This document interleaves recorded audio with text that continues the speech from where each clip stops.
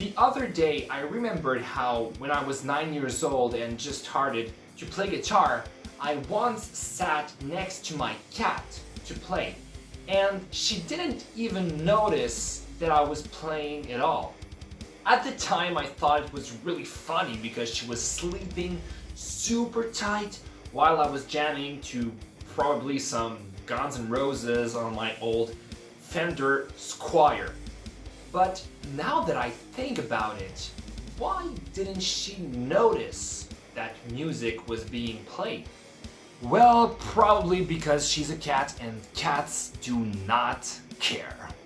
Or maybe, just maybe, animals don't recognize music like humans do. Just think about it. If you play music next to a human, he will react to it. The reaction can be positive, like headbanging or foot tapping, or it can be negative, like they can frown or they can tell you to stop playing that music.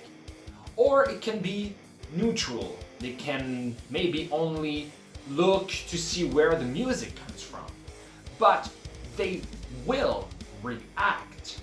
However, start blasting some Bon Jovi while you're doing the dishes, and your dog won't necessarily notice that music is being played. He won't react to it. Like, he won't get psyched when You Give Love a Bad Name comes on. Bam. So, why is that? Why the hell do we humans recognize music but not animals? What's the difference between us and them?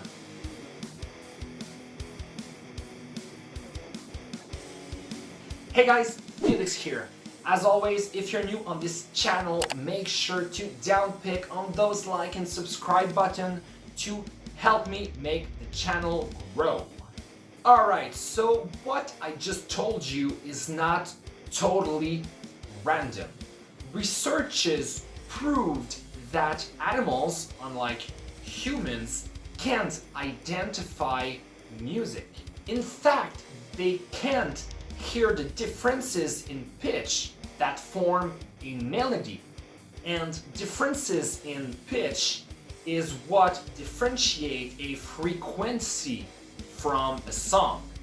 Well, what about birds? I mean, when they sing, they hit notes, and the notes that they hit are different depending on the bird species, so clearly they can hear music.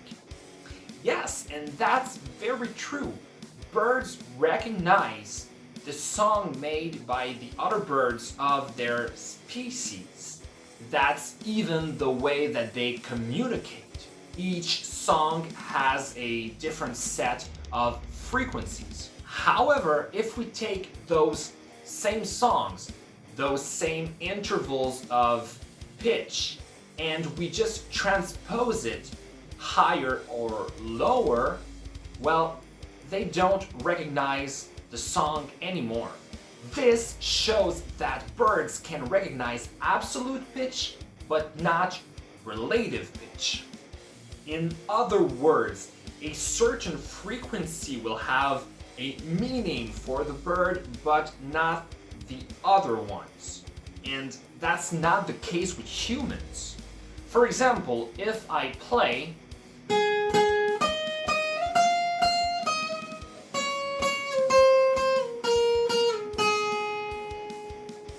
you probably recognized it as being Twinkle Twinkle Little Star.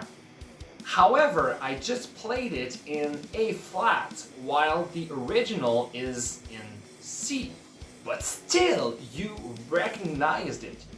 That means that for us, humans, the relation between all the notes is more important than the notes themselves.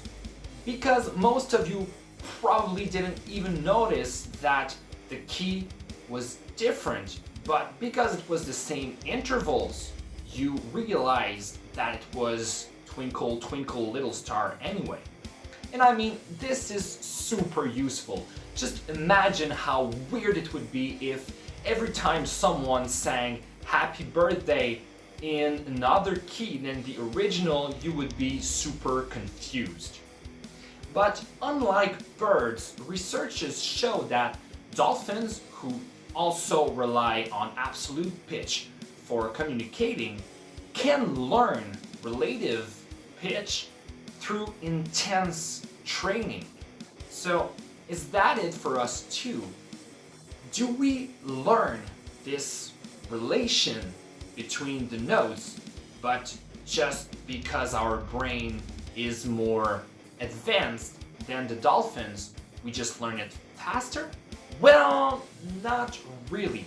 While we can get better at identifying certain notes with relative pitch, it still seems like babies have a tendency to recognize patterns in music from the day they are born. That's why children's music works so well.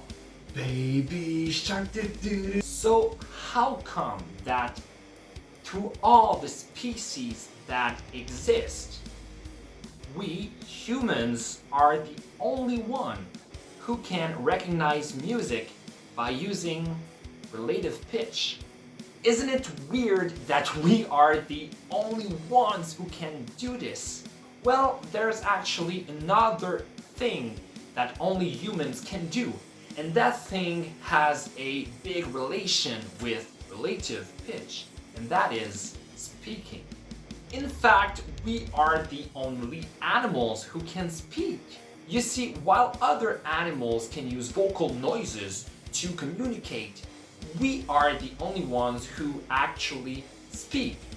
And the speech is understood, identified, and recognized through relative pitch.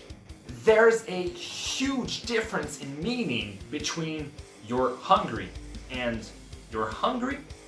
Because I raised the pitch of the last syllable in the second example, you understood that I was asking a question, even if, grammatically speaking, my sentence was not a question. And the cool thing is, we do this all the time without even noticing it. Pitch is super important for the way we speak. Well, you said earlier that birds can identify absolute pitch. Isn't it the same thing? Not at all. When I raised the last syllable of "you're hungry," I didn't think of hitting any notes in particular. I just raised the pitch. I didn't have to hit like a C sharp for you to understand that I was asking a question. And that would be the case if we were birds. What's even more awesome with us is that we recognize those relations regardless of the pitch, the intonation, or the tonality. We can recognize the relative pitch even if a male, a female, or a child is speaking. And clearly these three groups have different ranges, but still we can identify the nuances in the pitch. Humans are able to understand relative pitch not because it's something that we learn, but because our brain is genetically able to do it through years and years of evolution. And relative pitch is what renders us able to understand music, because music is not only certain notes, it's the relation between those notes, and we need to identify that relation for us to make sense of music. So yeah, humans are awesome. Hey guys, so that was it for today. If you haven't already, please make sure to downpick on that subscribe button.